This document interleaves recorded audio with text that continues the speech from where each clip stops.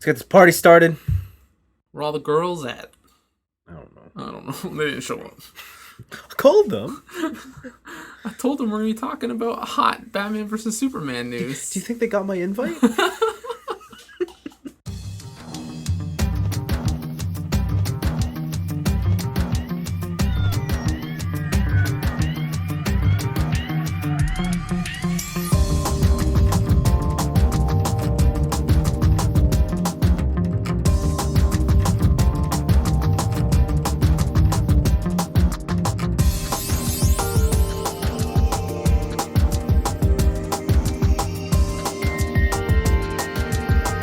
It's Monday, March the 28th, and you're listening to the Three Nerds in a Basement Podcast.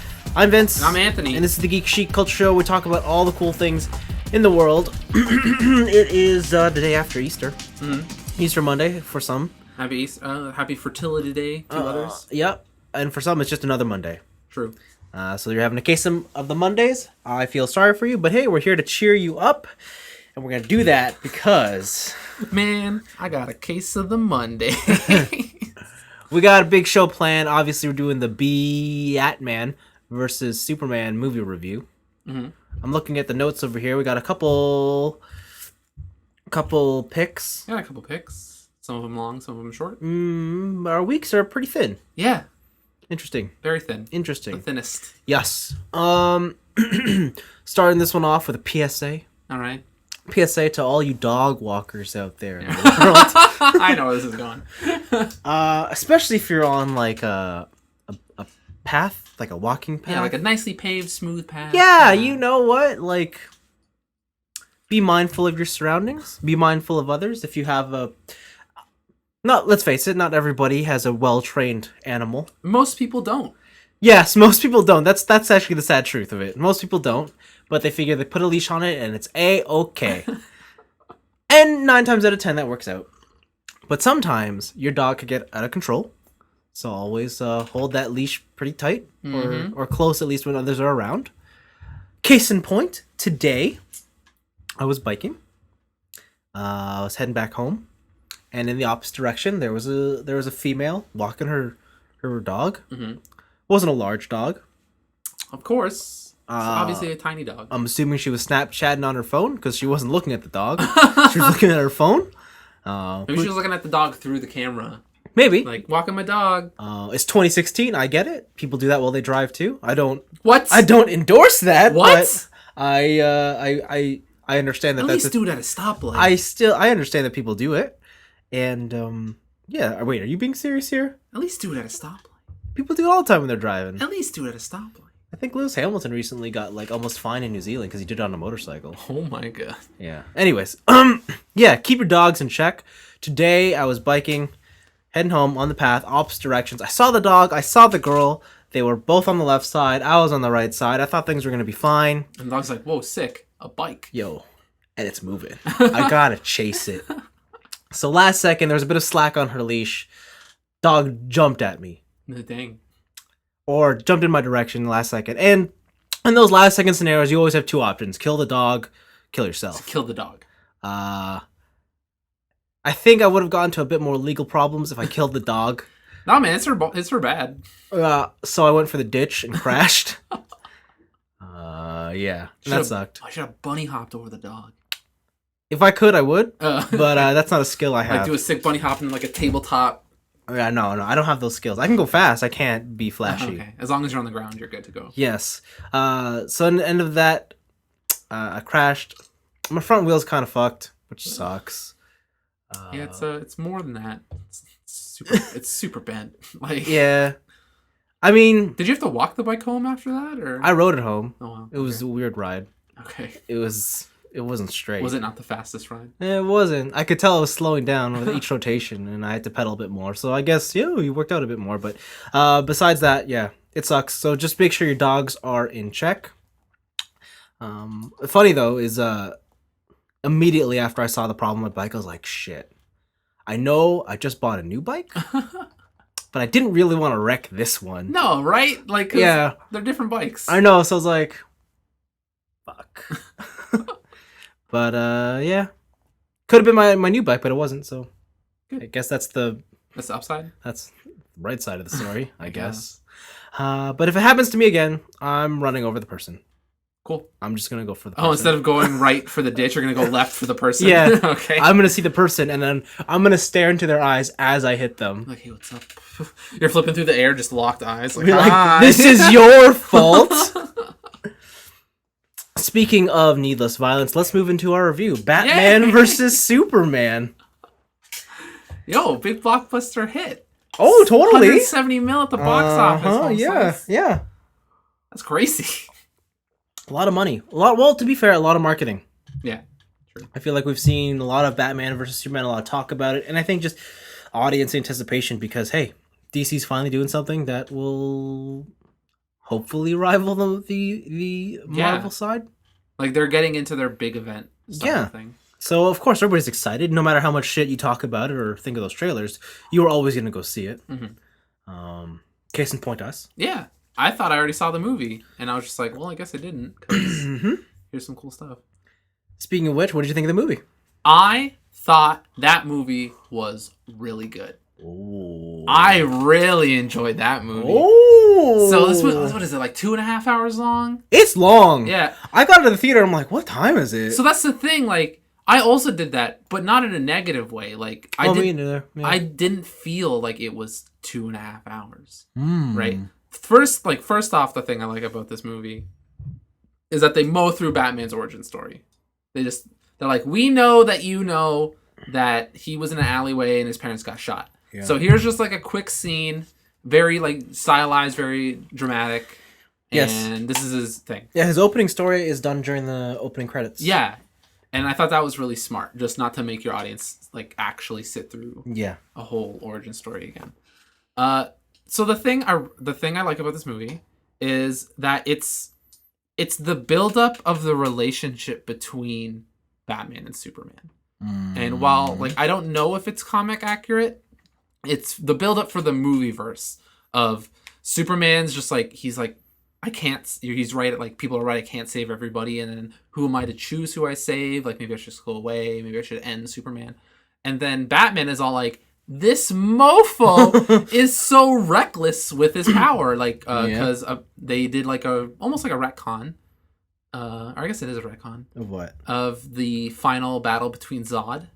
They retconned it, or they made it. I guess not a retcon, but it's like this one building they destroyed was Wayne Enterprises or Wayne Accounting. Yes, and so that's how they got Batman into it, and like it really hurt Batman that like he kind of destroyed all of his coworkers, and like he's hurting all these people.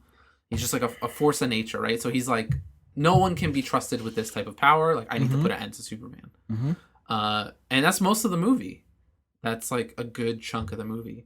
And I like that slow pace. That's my thing. So I hear a lot of people complain online about the slow pace of the movie, like for like the first hour, and I really enjoyed those parts. The information gathering. Learning about Lex Luthor. Or he's not really Lex Luthor. He's like Lex Luthor's son or something. No, he's Lex. Is he? He's Lex. Okay. He's Lex Luthor. Alexander Lex. Yeah. I actually liked his portrayal of Lex Luthor. Like even though that's not traditional Lex, like this kind of more psychotic version. He didn't feel Joker-y, but he did feel a little more crazy than I think Lex Luthor would normally be. Yeah. Also, I really like that one painting in his room. The Heaven and Hell? Yeah, the Heaven and Hell, and like, oh, I could flip it. Yeah, the slow pace is the part that I really enjoyed. Like kind of like information gathering, like the more covert stuff and dealing with their personal lives. Especially the scene with Aunt May, or not? Is it Martha? With Martha, where it's just like you can be good, you can be, or don't be anything. You don't owe these people shit. And I'm like, yeah, that's exactly right. To me, at least, for what Superman should do. Yeah. And then at the end, there's big fights and stuff, and it kind of gave you everything in this one movie. Like it had the beginning of Batman's origin. It had all of the what would have been like. So my complaint about the Avengers is that the latest Avengers, Age of Ultron, is that it's trying to set up too much stuff. But in the middle of this movie, they just do all the setup for the next movie or for the Justice League movie. And then also you still have your big your big climactic ending, big fights, cool stuff, gadgets and stuff.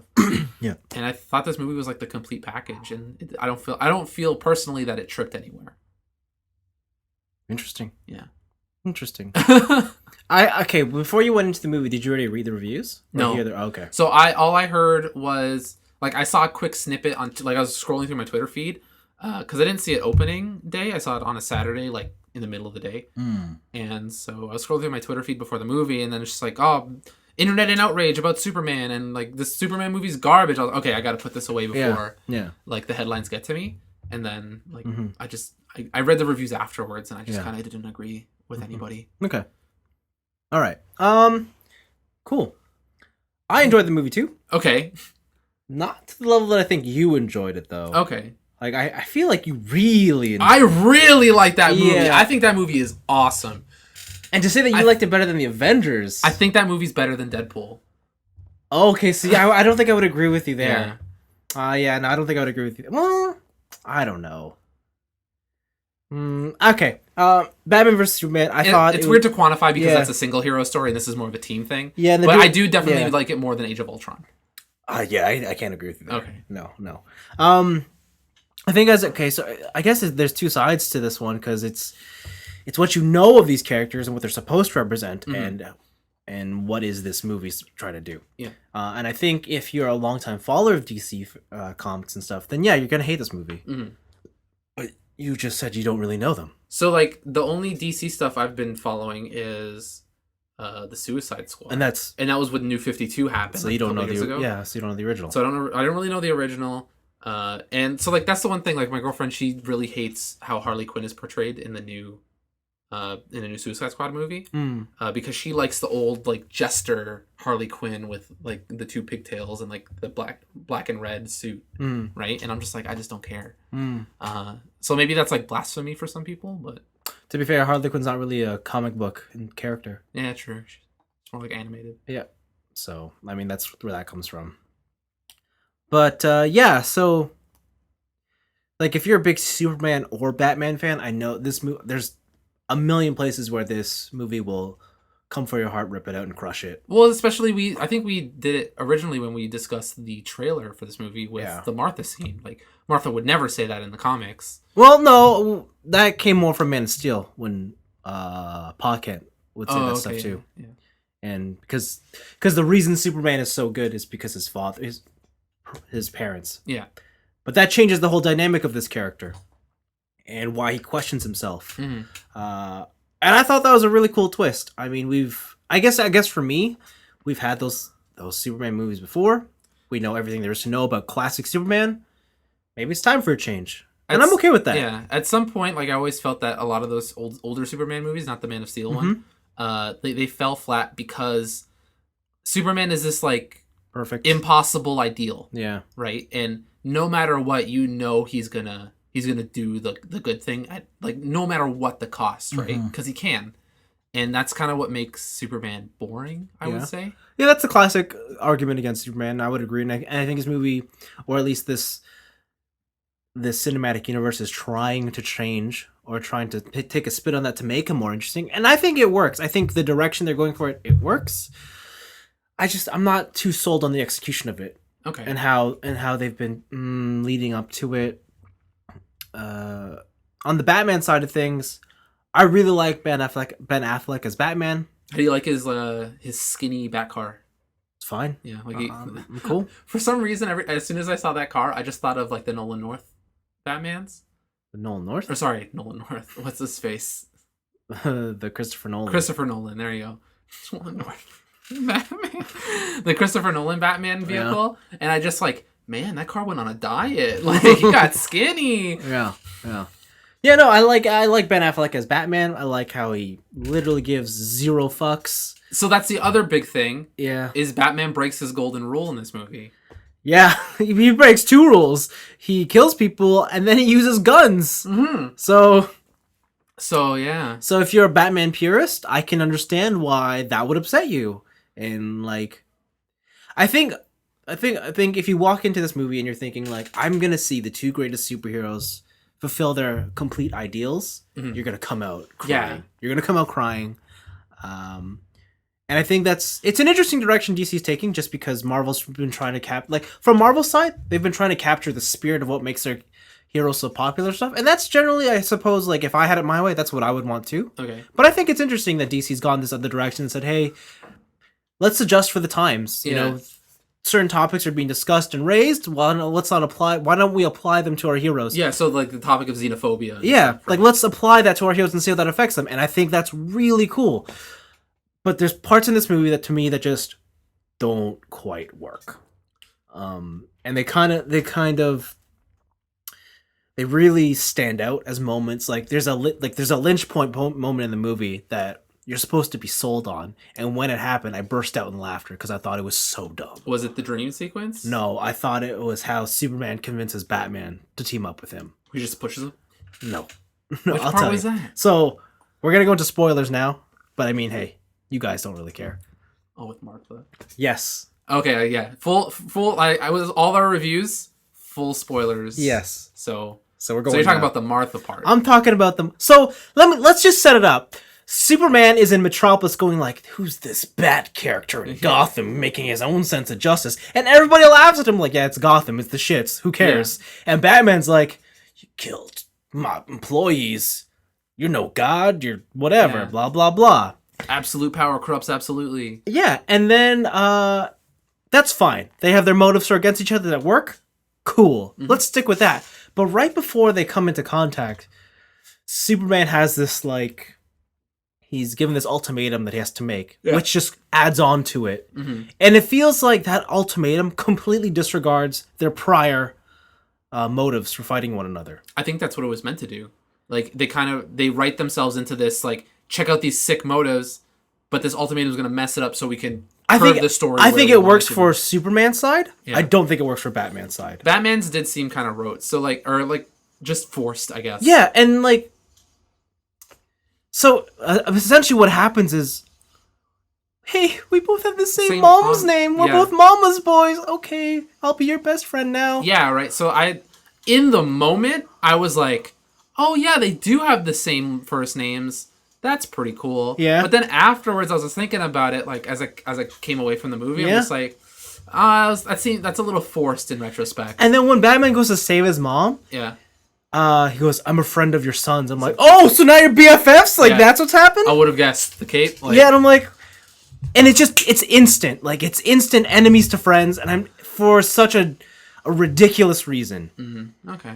Like, everything, like, I was fine with what I was watching before that and after that, but when I think to that pivotal moment, and then he takes the kryptonite spear that he worked so hard to get, and he just abandons it. Yeah. Or right? Lois Lane takes it. No, he throws it. Oh, okay. Yeah. He throws it away. They escape, and Lois Lane goes back for it. Okay, yeah. Right? And it's just like, what? What, Batman? No, why wouldn't you just keep that? Like, I get you have different... You're not... I don't know. That part just... Like, there's a lot of things that just seemed a little too contrived to push the story forward. Yeah. I think the only part that really bothered me about the movie was Batman breaking his golden rule. Not for the fact that he broke it. Like, it's like, oh, this is very un-Batman of him. Is that I feel Batman fight scenes in movies are always way more interesting because he doesn't resort to guns. Yeah. And he doesn't resort to killing people. Yeah. So even if it might be this, like, pie-in-the-sky tech stuff that only he has, it's still a lot more interesting than, like, hey, I bent this guy's arm, took his gun, and then shot 3 people. Yeah. Right? And so I came at it more from, like, an action standpoint rather than a story standpoint. Well. I will say Batman has all the coolest fight sequences in this movie because they straight up took all the shit from the Arkham games. Yeah, right? I was like, what the fuck? He did the thing, he grappled and like, put into his skin and he pulled him and then clotheslined him. Like, he did everything. And I'm like, yo, you're just doing those combos, man. The one part of that warehouse fight scene that made me laugh, like, as hard as I could, was when he punched that one guy in the back of the head and he just kind of, like, folded like an accordion. I was like, oh, that's just silly. Like, I thought when he breaks through the wall, I'm like, yo, you totally do that in the games. I'm like, this is what's going on. He put the explosive gel in a bat logo. Yeah, and then I'm like, what the fuck? Yeah, there was a lot. I was like, man, this is just the Batman game. Yeah, I'm like that. Like, credit where credit's due. It's a really cool sequence to see. I was waiting for the scene where everybody doesn't know where he is, and then it shows like a first person scene of Batman, but it's detective vision, and they're all red with the skeletons. Yeah. Like that's what I was waiting for. They almost do that. Almost, yeah. With Alfred and the Bat Pod. With Batwing, sorry. But it was like thermal vision, yeah. Yeah. And I didn't like Alfred that much as I didn't mind him. But maybe it was just me, but he looked like an older Robert Downey Jr. to me. Oh, did he? Like, I didn't really get like, that. I don't know. Like, I got this older Iron Man vibe from him. I'm like, this is weird. Okay. Yeah. I didn't like Lex. You didn't? Okay. No, like, as much as, like, I'm all for, like, we're going to change up all the characters and their motives, I guess I just didn't really like the sort of bratty, spoiled rich kid angle they went with. Like, the whole, like, half psychotic thing, I could get behind that, but the fact that he's, like, this scrawny little runt, I guess I just didn't buy it. For me, I really like the manipulation aspect of his character, how he can get into people's heads and just like play them like a fiddle, pretty much. And that was the part I really liked. But again, you probably don't have to use Lex Luthor for that. You could probably like I feel like you could have used someone else. Yeah, like it didn't have to be Lex. I feel like he was only put in there for name recognition. Yeah, because he's the big guy. That's fair. But do you think we'll see more of him?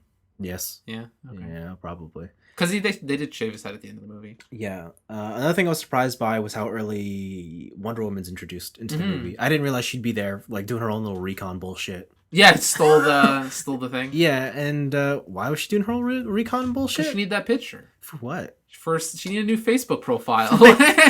Exactly. Like, what'd she need the picture for? Well, it's to hide her identity, I assume. It's already in the system. I don't get it. Like, yeah. Like, Bruce didn't steal the stuff. He just copied it. It wasn't like a physical picture. But, so. Yeah, and then she flees the country only to come back. Yeah. Yeah. Or she's gonna flee it. So I guess that's the weird part. Like, her motives hinge now completely on her movie as to why she went into hiding.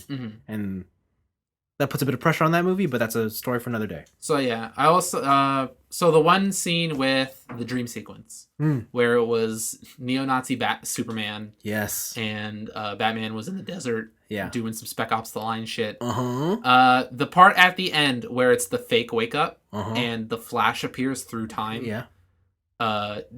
So do you think that this incident of protect what's important to him, you were right, is the one he was talking about, or do you think the future movie is going to be the, hey man, Superman went crazy because someone killed Lois Lane? Oh, I don't know. Right? At this point, I don't think. I think that's what's great about this direction is you can't really predict it anymore because they've changed it. So. Also the smart choice of not having a post-credits scene, right? Yeah. To like, tease the next movie, right? I kind of wonder what the next villain is going to be. I'm assuming, for the because it's like the end times are coming. Then they keep dinging the bell. I don't know, Brainiac. Who knows? Maybe Brainiac. Okay, sure. Why not?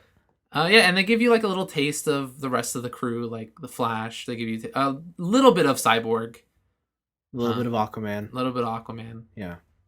And so it sets up, like, I don't know how this movie, for me at least, set up all that stuff, but still didn't feel like a waste of time. So, like, that's what that movie was for me. Yeah. Yeah, it was pretty cool though. There's things I like, things I don't like. Did you catch the Jimmy Olsen cameo? No. You know who Jimmy Olsen is, right? I don't think so. Is he part of the Olsen twins? No. Clark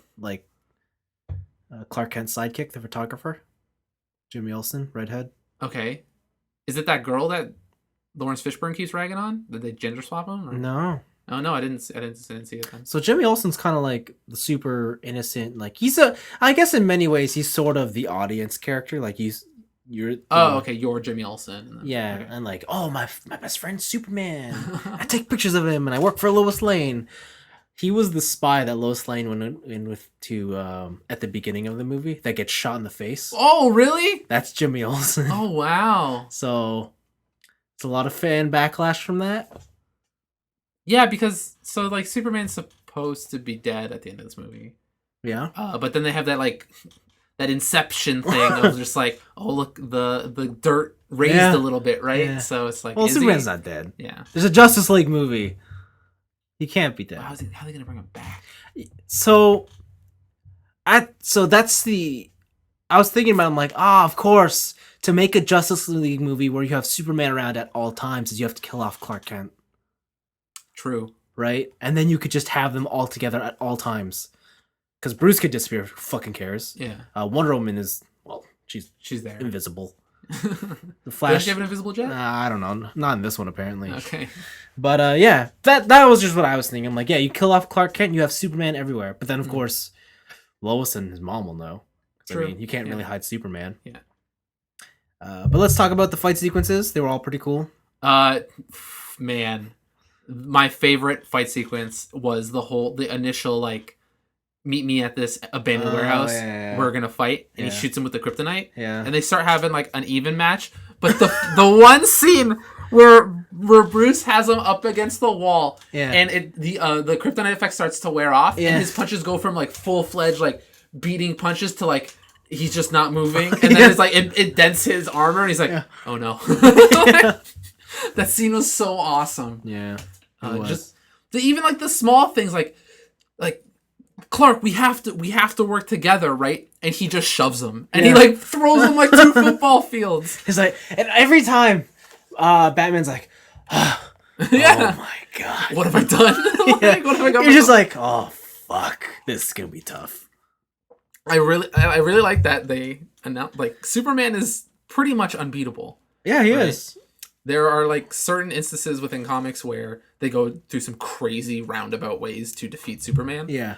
But like Batman can beat Superman, quote unquote. Like, but he can never like kill him. Like he can never truly defeat Superman. He could probably like keep him in a state of unpoweredness, but it was something. And then the Doomsday fight, Doomsday just kept going Super Saiyan every time they took him down. down. Yeah, man, Doomsday was just being Doomsday. He was just like, oh, you keep hitting me? Cool. I'm Onyx from Brock's gym. I'm just gonna use Bide and just chill. Yeah, he was cool.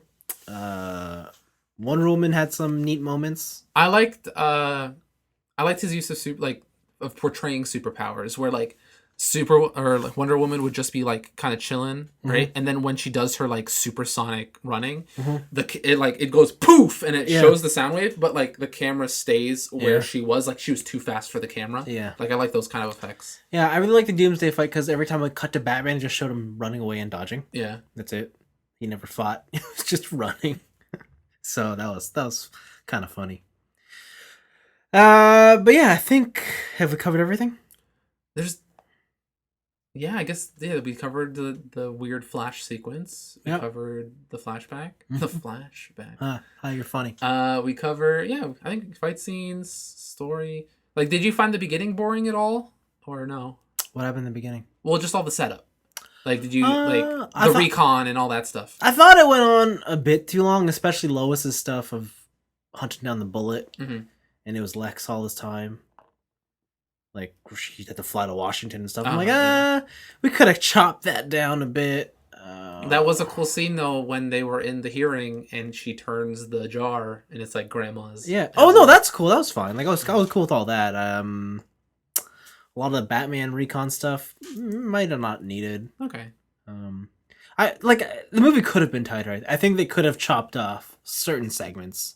I'm very curious to see what the R-rated version of the film will look like. Is there an R-rated version? The Blu-ray is going to be the unrated version. Oh, cool. Yeah, it's going to be longer. It's going to explain a bit more, and it's going to show you things that you're not supposed to see. Nice. I want to see that.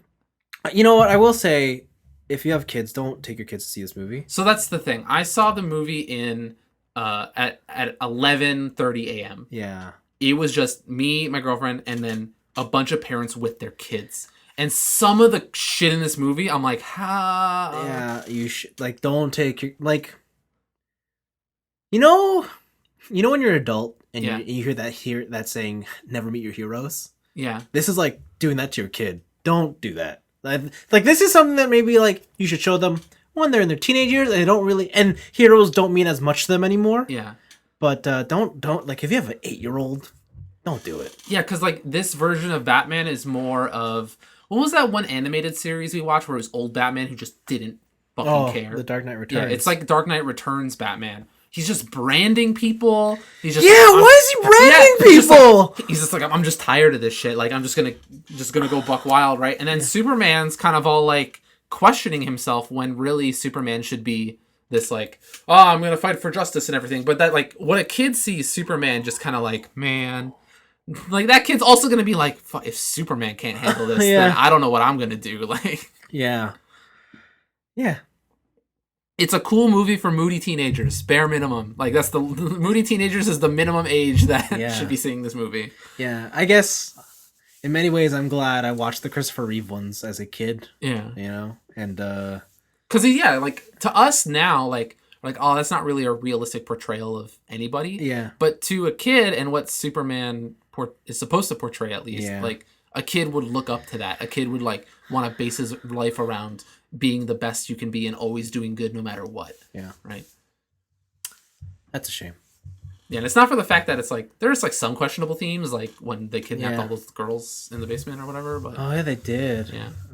There's a ton. Yeah, man. But mostly it's just like seeing your superheroes in this state of almost depression. Yeah. And it kind of ruins the magic for a lot of kids. Yeah, so don't take your kids to see Batman vs. Superman. That's the number one takeaway, whether you agree with our opinion or not. Just don't take your kid. don't take your kid. Just go see it by yourself. Yeah, that's maybe not even. Maybe your wife might be like, "Hey, it's a kind of serious movie here," or she might just think it's even dumber. Yeah, it's like, no, honey, like Superman's depressed. Look at this. And she's like, oh, but it's superhero still. I don't care. I want to go see My Big Fat Greek Wedding 2. Let's go. Oh no! All right, that's enough. Batman vs. Superman. We've been here for like a half hour. Whoa, really? Yeah. Whatever. Like, would you rate it anything? Or yeah, sure. I would give it a 3 out of 5. You'd give it a 3 out of 5. Out of 5. It's on the positive side. I give it a 5. Fuck, man! I really like this movie. Shit. I really like this movie. I'm like all the way on the opposite end of what all these critics are saying. I thought you were gonna go for at least. I knew you were gonna be like 4, but I didn't think you'd be 5. I really enjoyed. Like, I didn't realize, like, so you know what that means, right? Yeah. To you, Batman vs. Superman equals Pacific Rim. Yeah. Fuck. Get out. Get out. No. The movie's really good. Oh my god. There are different levels of 5. No, there's just 5. Otherwise, we'd have 5.5, 5.2. It's just they're 5. meta levels. They're meta levels of 5. You wanted this scale of just 5. I did want it. So look what it has you have to live with it. No, but I really enjoyed this movie. Yeah, there at no point was I bored or disappointed with this movie. I was not bored. Disappointed, maybe, yes, but 5. Jeez, get out. You're the only person in the world. I guess. Oh, man. You want to send me some free shit? Go for it. Send you a poster or something. Yeah. Let's talk about our Oh, sorry. Okay. What? Last thing about Batman vs. Superman. Did you see the video that's pretty much gone viral of Ben Affleck? Yes. Hello, darkness, my old friend. That's so sad. Oh my god.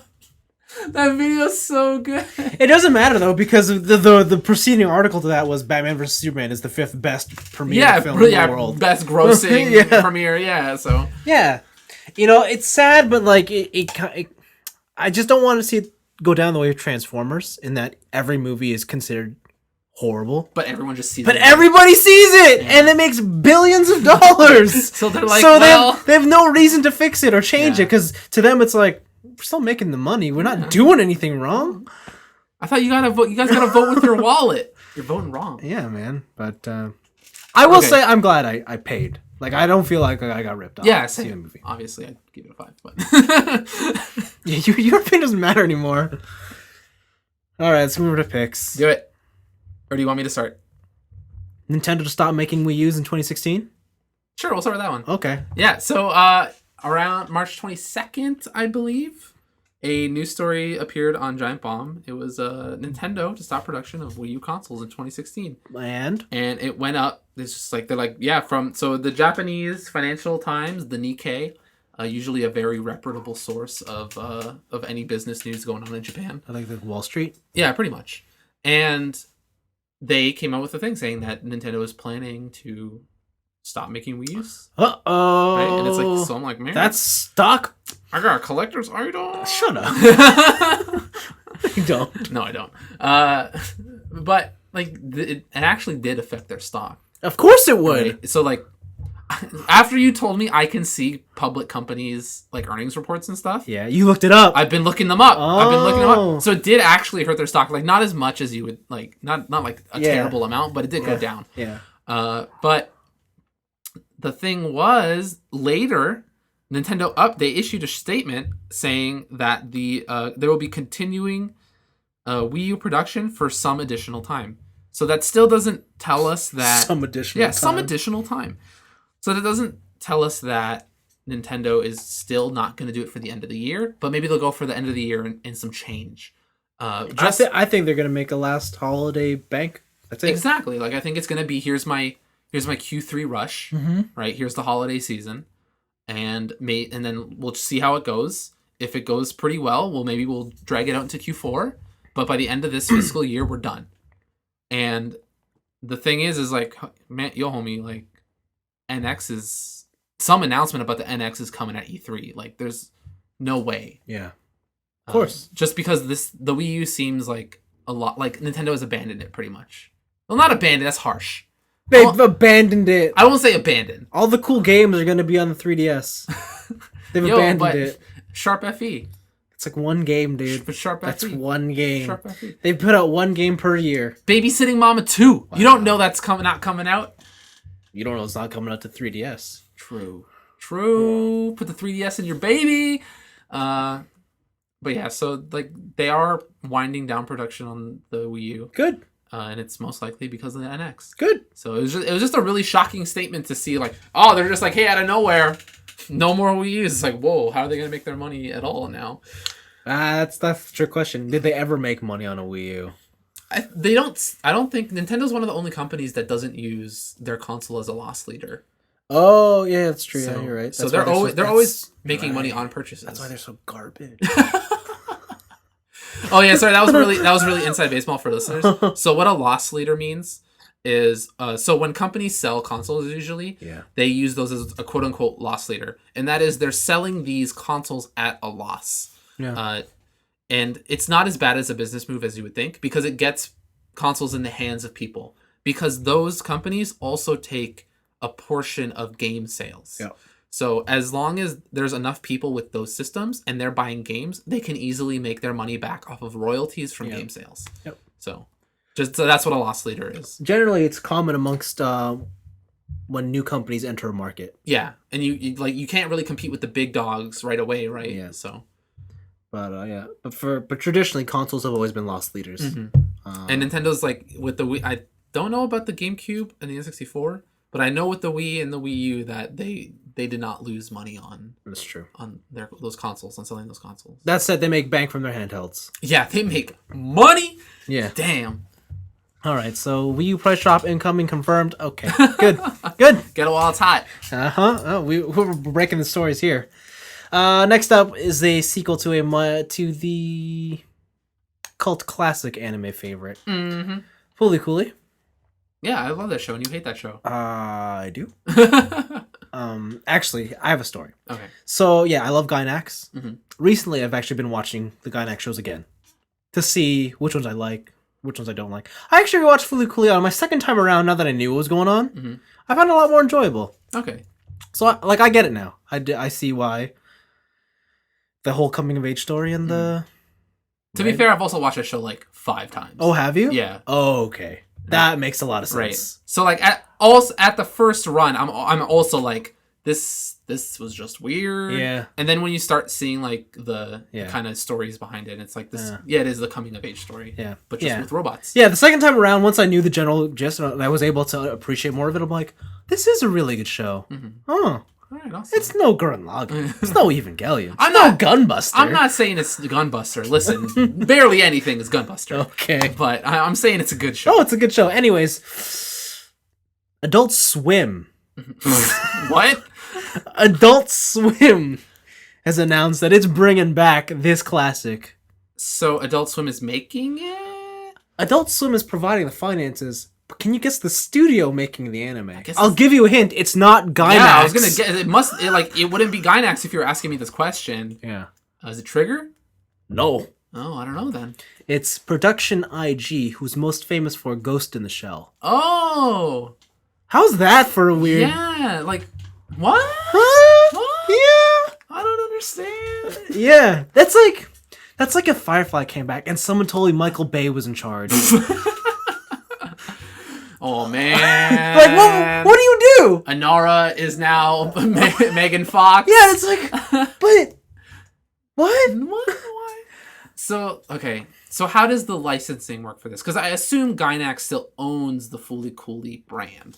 They let it go. They signed off. They signed off on it. They said you can go for it. Wow. Okay. But is this okay? Sorry. Is this sign off in the sense where it's like that toy show where anybody can make their own shit, or is this sign off as like you now own this? Like we don't want this property. No. It's more like it's like a borrowing of a license. Okay. Like you can make this. You can use it for this many episodes. Okay, blah blah blah right, blah blah blah. So I guess something happened. I forgot. I don't know if you know this, but Gynax is not the studio it used to be.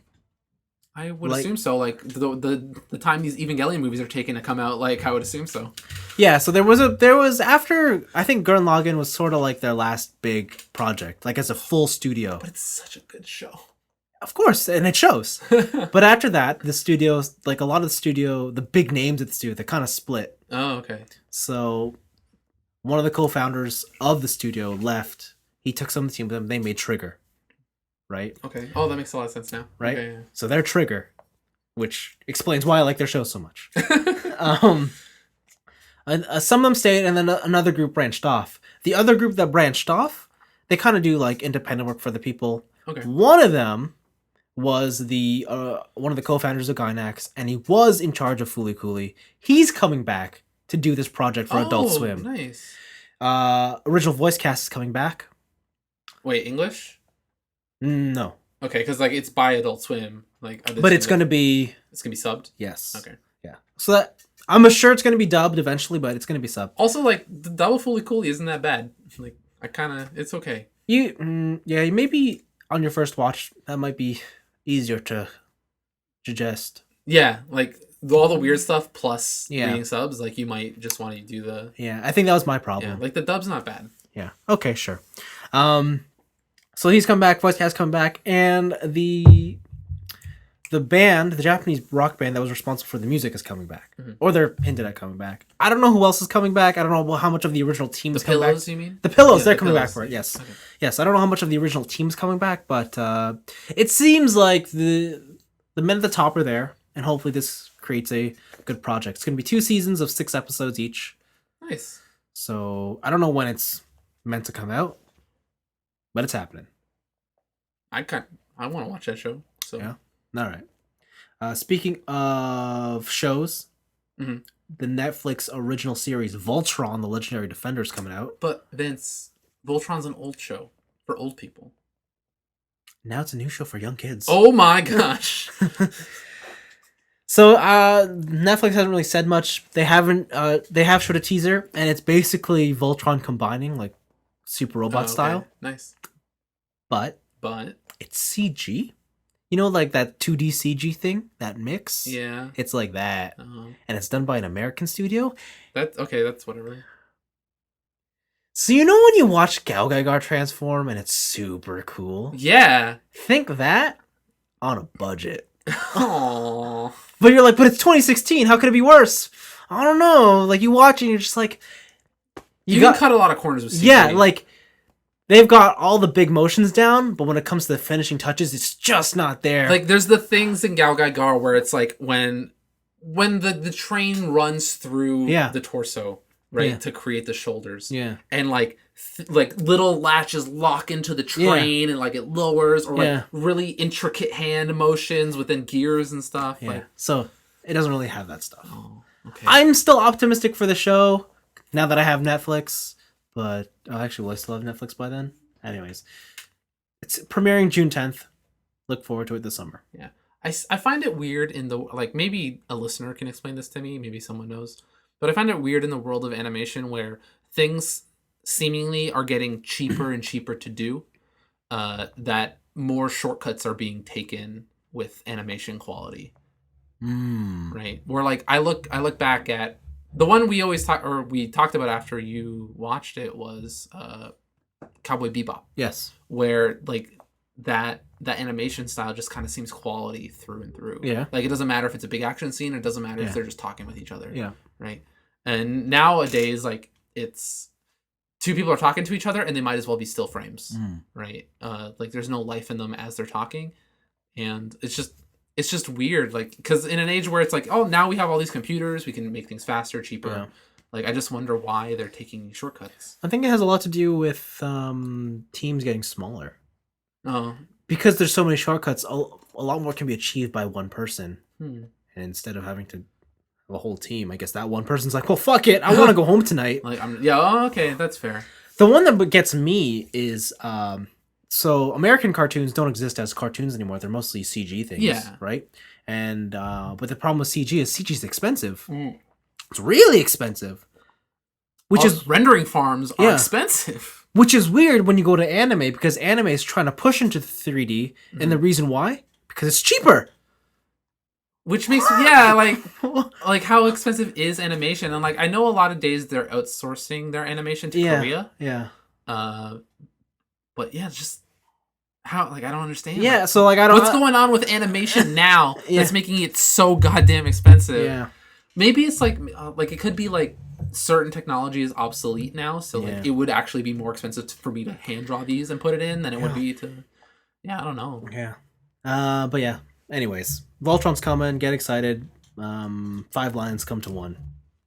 They do. They do. They make a sick lion with a sick sword. Yeah. And he's got an okay head. His head's okay. Yeah, but it's a lion head. It's very colorful.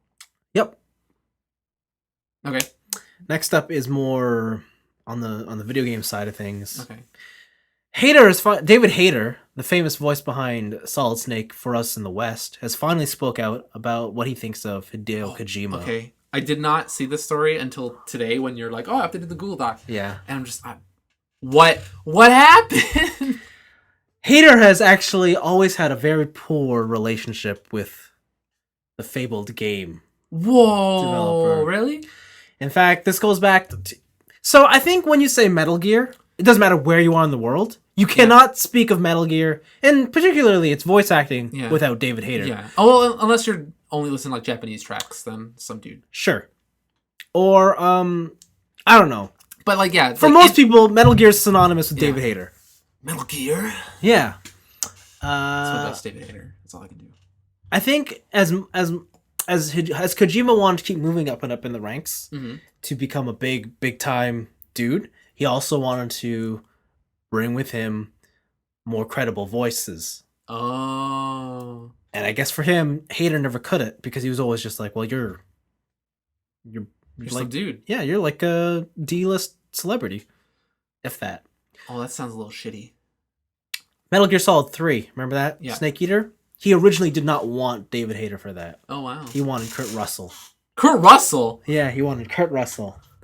But some contractual agreements had it so that David Hayter had to be it. Oh, like he was there for X amount of games or something? Yeah, I think it was something in his contract stipulated that he gets the part. And so Kojima couldn't get Kurt Russell. Huh. Like, I think it was something like Kojima 1 couldn't get Kurt Russell because he denied. And contract stated well. Contract. Okay. Yeah, so David Hayter had to take it. That's 3. Consider that. 4 came out. He still had him. He didn't want him to be there. Yeah. 5 comes out. And I think it happens around the time that like shit's going down between... At Konami. And Hayter was never asked. He was never considered. He knew the game was being made. He was never considered. Dang. When he asked, I guess Kojima Productions never got a response. Jesus. And he just talks about how much he has so... Even though he respects Kojima as a game developer, as a business person, as an actual person, he's like the worst. I hate him. I don't ever want to work with him again. That's crazy. Yeah, and it's kind of sad. And then when they asked David Hayter, so have you played Metal Gear Solid 5? And he's like, oh yes, because I'm itching to jump at 60 hours of embarrassment, right? Yeah, true. Right? Yeah, why would he play it at that point? Yeah. Mm-hmm. So... Like, especially in a game where, like, there's not that much main character voice acting. Yeah. And so, yeah, so for him, he's like, it definitely stings. It's like...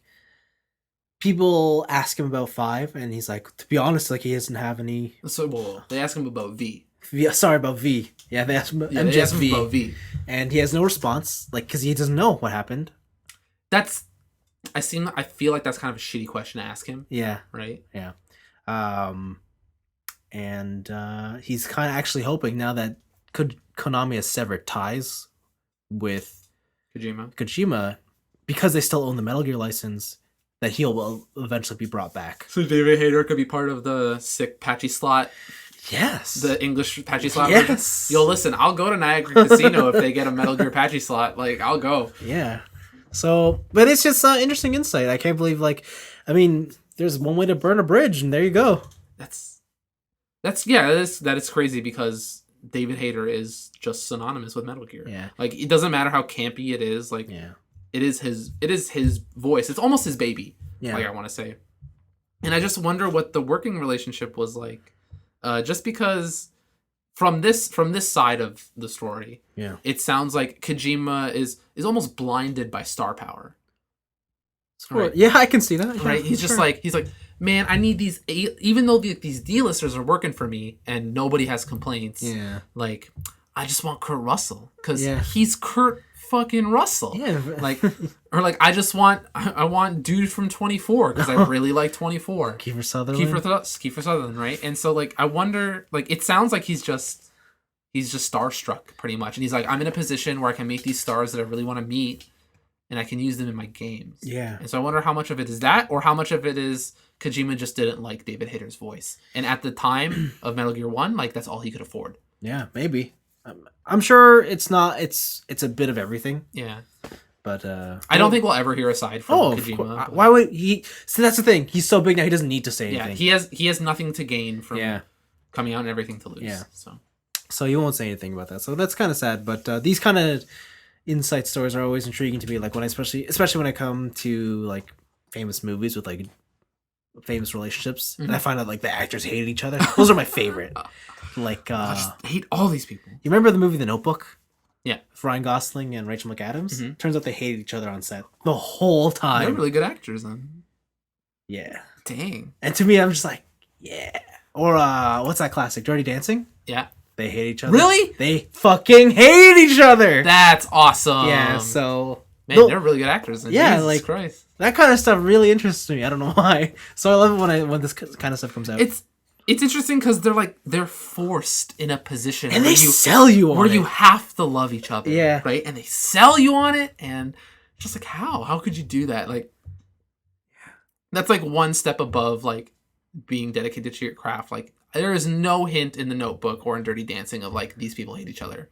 At some point, you got to be kind of, like, psychotic. Yeah, right? You got to be at least a tiny bit of a sociopath. Yeah, because you got to... There's one side of your brain you got to turn off, and the other one you just got to turn on max. Just for work. You got to spinal tap that shit and turn it to 11 and be like, let's do it.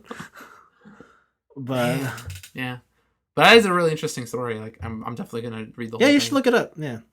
You have 2 more picks going for you? I do have 2 more picks. A quick one I'll get out of the way is Sega has announced that Yakuza 0, the prequel, is coming out early next year. So, like, that's still a long ways away. Yeah, it's still a whole year away. Okay. But that is more information than we've ever got for a Yakuza game.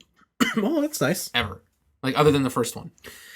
All right. So it's really nice to see. Like, I think people, like, the other thing was Sega is actually taking all of the translation in-house, so they're not using Sony for anything. Oh. So people are, because they're wondering, like, Yakuza 6 is going to be multi-platform. That's coming out in Japan later this year. But Yakuza 0 was originally only for PS3 in Japan. Or no, I think it was PS4 and PS3. I can't remember. It was PS4. But that now people are thinking, like, maybe they'll just port it to the Xbox. So if they're not taking any of Sony's money, they can't force the exclusivity, so they can bring it out to more people. So, why not? Yeah, and then, like, listen, the more people who play Yakuza, the better. Yeah. Like, because those games are great. And the last one is a, like, supposed leak that came out this week, and then turned out to be like a false leak. Like, some dude did it. Yeah. So we were talking about earlier the Nintendo NX. The Nintendo NX had a quote unquote leak on Reddit. Yeah. It was leaked by a Reddit user called Idris2Dev, and he released a very blurry picture of what looked like a NX controller based on patents that were filed by Nintendo last year. So if you'll remember, I think I talked to you about the controller with the screen in it. And here's like a picture of the controller that they made. And they released a blurry pic of that based on patent information. And everyone's like, oh my gosh, I can't believe, is this real? Is this fake? And the internet went into full detective mode like the internet does. Yeah. And no one could find anything that said it was a fake. Yeah. So then a few days later, by a different user on Reddit, more photos were put up, and they were clearer pictures. So it's like the picture I just showed you. And it looked like a working prototype of the controller.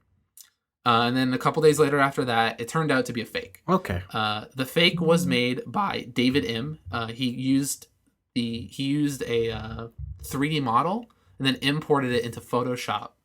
Oh. And then you did that. So the thing was also there were different pictures put up that looked like it was in real life, like on a desk or something. And these were actually made by this guy named Frank. The guy's from Finland, so like I'm gonna butcher his last name. It's like Sandqvist. Sandqvist, like Sandqvist.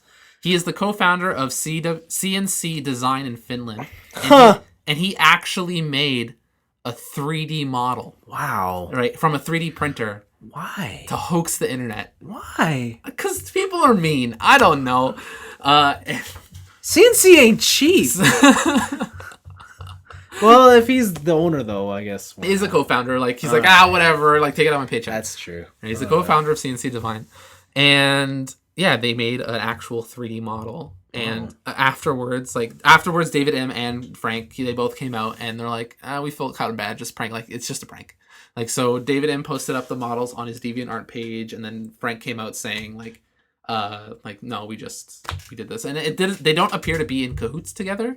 It just appears to be like really great timing because David originally wanted to create a 3D model, but then Frank beat him to it. So I guess Frank saw this and he's like, well, if someone leaked it, might as well just like fake leaked it. Might as well just dump out this model. Like great minds think alike, right? So it's a weird story of like internet hoaxes, and I think because this wasn't an April Fool's joke, it was made that much more believable. Yeah, of course. And I haven't seen the gaming community as a whole be so just like so tricked and like so they were so convinced that it was real in a really long time. In a really long time. Yeah, okay. like they're like not ever, but like in a really long like in recent days, like people are mostly like, oh no, this is fake because of X, Y, and Z and all this stuff. Yeah. But like it took some dude to make an actual 3D model.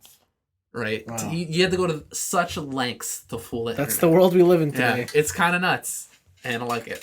Yeah, it wasn't like the good old days when you could just tell somebody Sonic was in Super Smash Brothers. Exactly, and then he was. And then you're like, what? He's in Smash Brothers. Or what was the Mortal Kombat one? Oh, it was like Shenlong, or was that Street Fighter 2?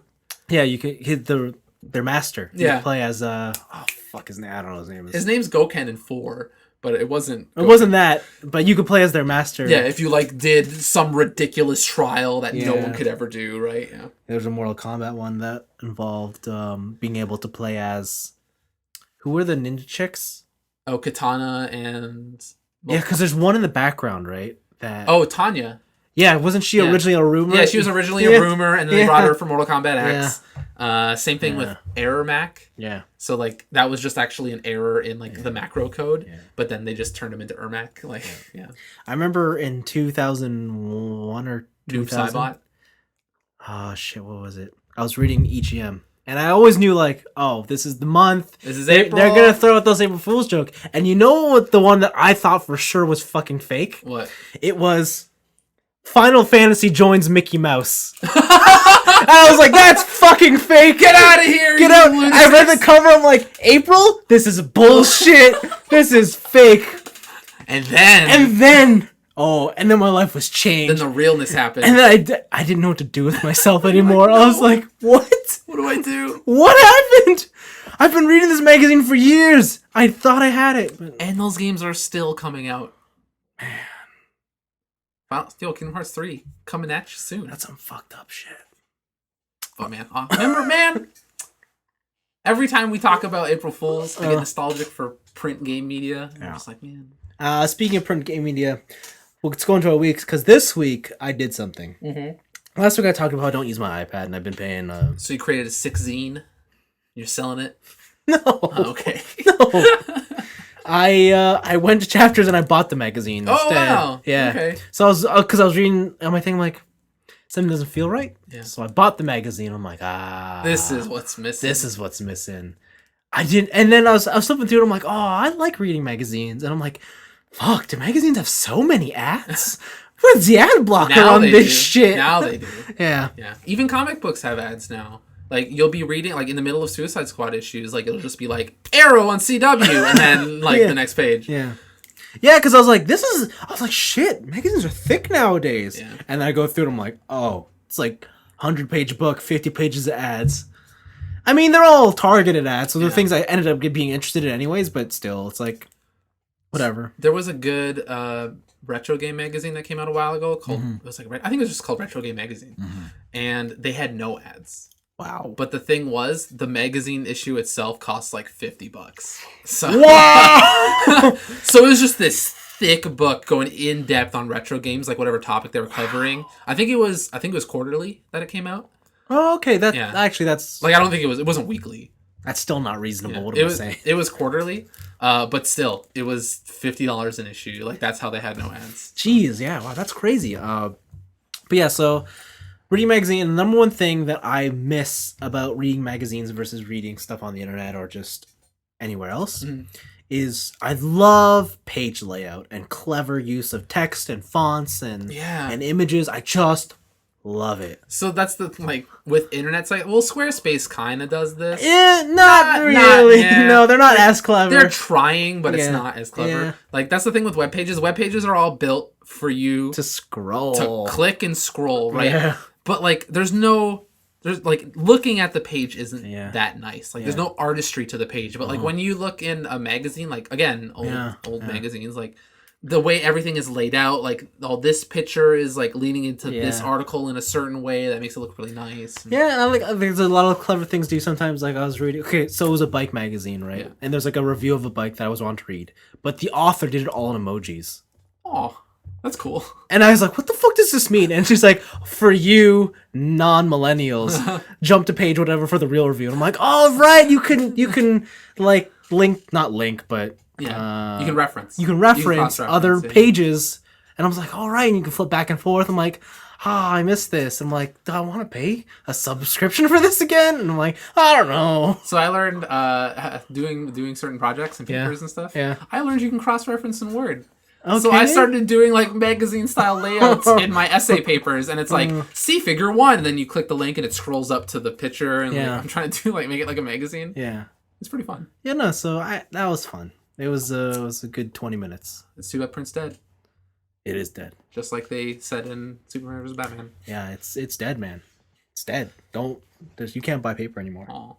Yeah, trees are gone. There's no trees. No trees. What you talking about? But the big thing of my week was I finished Daredevil season 2. Nice. I really liked it. I enjoyed it a lot. I don't know if I liked it better than season 1. Season 2 has some really great moments. Is it as violent as season 1? Yes. Okay. Like, it's just as violent, especially with the Punisher around. Oh, true. And yeah, it's definitely got, like, higher highs and stuff. And I think all around it probably is a better show now. Mm-hmm. But you know what? The first season had Wilson Fisk, and you're, like, almost more interested in him than you were Daredevil. Yeah. Season 2 doesn't have, like, a big bad for you to keep. Is the Punisher not? Well, no. The Punisher's technically a hero, right? Yeah, well, technically. Just about. Just bare minimum. I mean, if there was a line, he's pretty much on it, but he's not a villain. Like, you can't call him a villain. So, yeah, the show doesn't really have, like, this interesting villain to follow. Okay. And I think that's its weakness.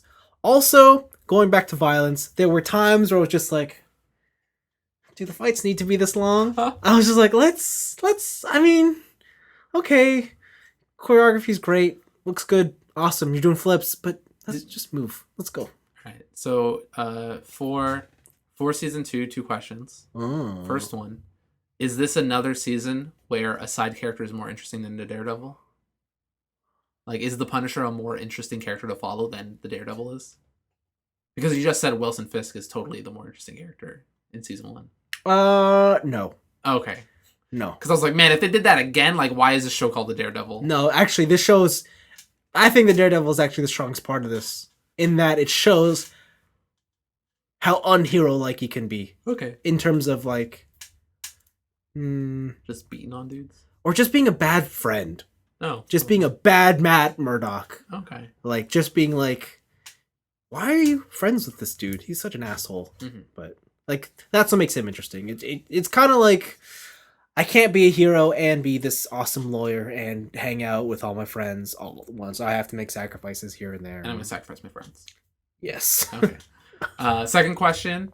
For the fight scenes, do they still do the thing of, like, hey, this guy doesn't have superpowers? Like, he's just a human? Mm-hmm. Like, do they still do the thing of, like, as fights progress, he gets more tired and then... Yeah. Okay. Or is it... Or I was going to ask, like, if he had the suit, does that make him just, like, have infinite stamina now? Oh, okay. Especially with his fights with, like, other... Not superheroes, but, like, people on the same level as him. Okay. Yeah, it definitely gets into the whole fatigue kicks in. The longer the fight goes on, he's more susceptible to making mistakes. And he gets caught off guard a lot. Okay. So... That's fair. Yeah. But no, I enjoyed it. A part of me feels like when season 3 rolls around, I'm going to look back and be like, fuck. Season 2 is just that problem with trilogy movies. Here's the dark middle chapter. Yeah, where the middle, like, it totally exists to bridge 1 and 3. Okay. At the moment, I don't feel that way, but I have a feeling, like, looking back, it might be that. If they can even make you think that now, Yeah. that it doesn't seem like a bridge, Huh? like, that's kind of an accomplishment. That's true. That's true. Because there's just the thing of, like, when you see a 2 beside something, you're like, in a trilogy, you're like, okay, this is going to be something. This is going to be a dark middle chapter, right? But if they made you think that, like, even now, standing alone, this stands alone, like, that's kind of an accomplishment. Yeah, it totally stands alone. One of the characters was super surprised. I think... Do you know who all the characters are on this show? I just know Daredevil, Punisher, and then whoever was in the last season. Okay, I won't say anything. Sure. Is it Canary? Canary? I don't know. Aren't those 2 scientists? It's like something in Canary, Black Canary. Black Canary and Green Arrow? Yeah, Black Canary and Green Arrow. That's DC. Is it? Oh, Yeah. whatever. This be that Marvel. Superheroes are all the same. Who cares? Yes. Yeah. Okay. Yeah. No, that was my bad. I messed up. Yeah. All right. That's For some reason, I always think they're Marvel. I don't know why. because you're thinking Mockingbird. Oh, okay. Is Mockingbird in it? She's an Agents of Shield. Oh, okay. When you see it, you'll be like, "Oh, of course, yeah." How could I have not seen How that? could I have not seen that? Yeah. Anyways, yeah, that was my week. Cool. Hmm. I don't think I did anything new with my week. That's sad. Yeah, like, I think, like, I've been doing homework. Ooh. And I, like, you guys want to learn about stock prices and I know financials? all there is to know about that you stuff. do my homework. Nah. Nah. Do my homework. But Anthony, how will you pass the exam if I do your homework? I don't care. Go into the exam for me. Yeah, so I've just been doing homework. Like, it's almost final exams time. Oh. Like 2 weeks away. And so yeah, I've been playing more Yakuza. I'm doing all the side missions still. They're all still great. And I'm getting into even more so into the weapon crafting. Yeah. So I made like a squid spear. Mm. I did get a spear and a squid, and then I combined them. I see. Get it? And I get it. I haven't even been playing Diablo. Like, I watched another episode of Snafu. The show's still awesome. Good I stuff. got 3 more left. Wow. Should be done soon. Actually, speaking of anime, a lot of animes come to an end now. Yeah. I realize I have like 6 episodes of Stride to catch up on. Oh. Yeah. I have like all 3/4 of Iron-Blooded Orphans to catch up on. Oh yeah, that finale went up today. Yeah. I got a lot of stuff to catch up on. Yeah. I have like I gotta watch Erased still. That ended too. Yeah. But man, all that's good to know. Yeah. JoJo's Bizarre Adventure Part 4's coming out. You're not gonna watch that. I'm gonna watch it. You're not I'll gonna watch it. that. You're not gonna I'll watch watch that. it. No, you're not. I'll watch it. You're not gonna watch it. I don't think so. I'll watch it. Actually, just quickly going back to Erased, I said that like it's gonna be one of the best anime this year, or it's gonna be one of the most talked about. Yeah. I still think it will be. Okay. Where's the caveat? Where is it? Give me the caveat. I think it could have been a better show.